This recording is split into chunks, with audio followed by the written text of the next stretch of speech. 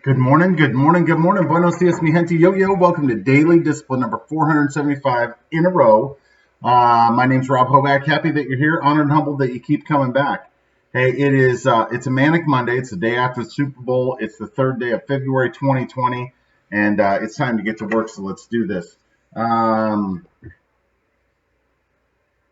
yeah, I got to talk about the date for a second. Today, because it's the day after the Super Bowl, marks the 21st anniversary of my first career pivot. And that's when I pivoted from the restaurant business to the logistics business. So I was telling the guy that referred me into the logistics business just yesterday. I'm like, look, man, number one, I'm not here without you. That your introduction to this business changed my life. So thank you. And yeah, obviously it's something that I'll never forget. There was some serendipity about interviewing, but there was also it was pretty cool. Just every time of the Super Bowl, I'll think at halftime, like, well, that's when I left my cousin's house in Normal, Illinois, and started driving over to Indianapolis for my first day. So yeah, it's a little bit easier now, but yeah. So there's that.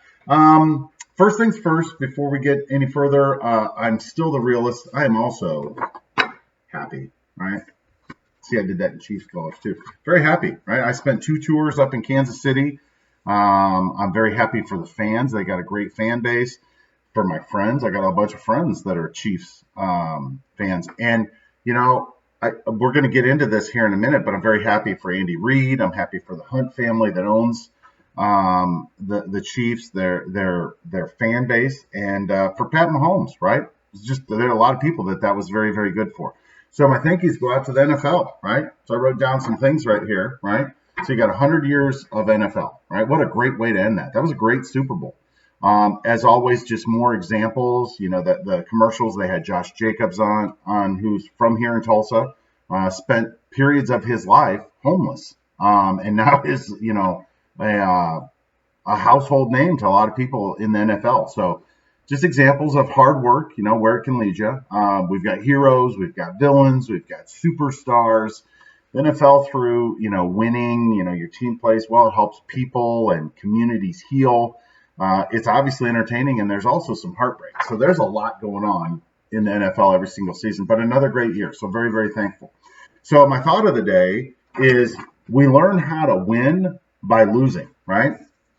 And so I just want to share a couple things with you. And we're going to focus on Andy Reid, the coach, and the Chiefs organization. So the Chiefs in 2012 to 2013 it was a disaster. That was the last year for their head coach and their general manager.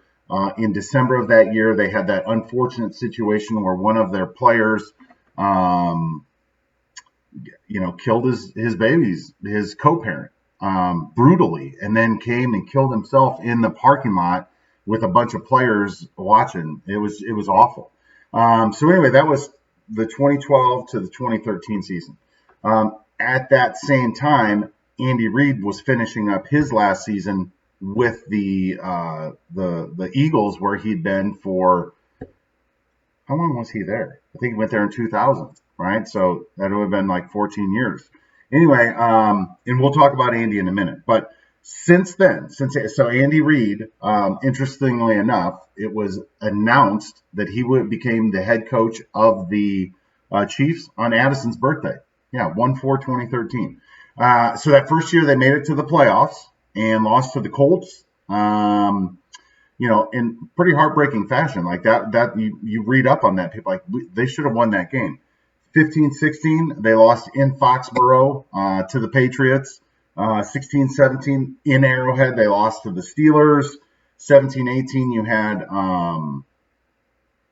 the Titans, which was another game. You're like, how did they lose that? And then last year you had the Pats in overtime at Arrowhead, and if you look back last year, I picked them to win that game. I thought that the Chiefs were going to win. So, it's not like they just showed up here. And for those of you who know me, when we were talking about it, that was one of my concerns with the Niners. I'm like, they haven't been tested, right? Like this nucleus hasn't been tested. And so I think you saw that last night. So over to Andy Reid, right? Andy Reid, just an amazing story. I didn't realize it until last night. I was watching the post-game show, and Steve Young, who's a Hall of Famer, played for the Niners, talked about how in college, Andy Reid was a graduate assistant, right? How about that? Andy Reid was a graduate assistant there. He played football in college with Jim McMahon, who went on to be famous with the Bears. So just some background stuff. Anyway, Andy Reid went away, so he was there with BYU. Then the Packers came calling, and he was there for a while. And he went from the Packers. And look up some Brett Favre videos. There's some great video of Brett Favre and Andy Reid. And just I can only imagine how much fun that must have been. Think about the guys that were on that team: Andy Reid, Steve Mariucci, Brett Favre, Marty Morton. I mean, it's just like a who's who in the NFL. We're all on that coaching staff. John Gruden. Anyway, So anyway, Andy goes to Philadelphia, and immediately has great success. And so they were very, very successful. In 2005, they made it to the Super Bowl, unfortunately. And that's when they had Terrell Owens, and then that just went downhill quickly. And then in 2012, preseason, before they started the season, Andy's son overdosed on heroin and died. Like, they found him in the team hotel, which had to be tragic, right? It was terrible. They were transitioning from one quarterback to another, and they went 4-12, and Andy got the boot, right? So it's like, look, you did a great job for a long time, but now it's time to make a change. So they fired him, and it didn't take long for him to end up with the Chiefs, right? And then all of those wins, 13, 14, 15, 16, 16, 17, he was the coach for all those. And so, you know how that goes, right? Like, if in the NFL, either you're winning the championship, everybody's like, what's wrong? Maybe we need to make a change over there. And so there were some of those rumors. And when Andy Reid said, hey, look, we're going to go get Patrick Mahomes, and we're going to, after a year, we're going to go with him, and we're going to let Alex Smith walk. People are like, what are you doing? What are you doing? Like, he must be crazy. Well, it doesn't look so crazy now, right? And so, again, and what a great game, right? Like, I saw the stat this morning. Yesterday, I told you what I thought was going to happen. And up until about 7 minutes left to go in the game, I was like, man, the Niners are going to get it done. This is what we expected. Like, that pressure defense was going to keep Pat Mahomes off of his game, and he wasn't going to be able to do what he did until he did what he did, right? And the rest is history. So, yeah, look, a lot to learn in that game, right? Just a lot. And what a great way to wrap up the season. And I'm going to share with you this that will be our talking point for tomorrow. And that's that I was asked this question last night, and I'd like you to think about it. Have we made too big of a deal of Kobe Bryant's death, right? I think you know where I stand, and I think you know what I'm going to talk about tomorrow, but I'll just let you think about it for a minute. So, again, congratulations to the Chiefs fans.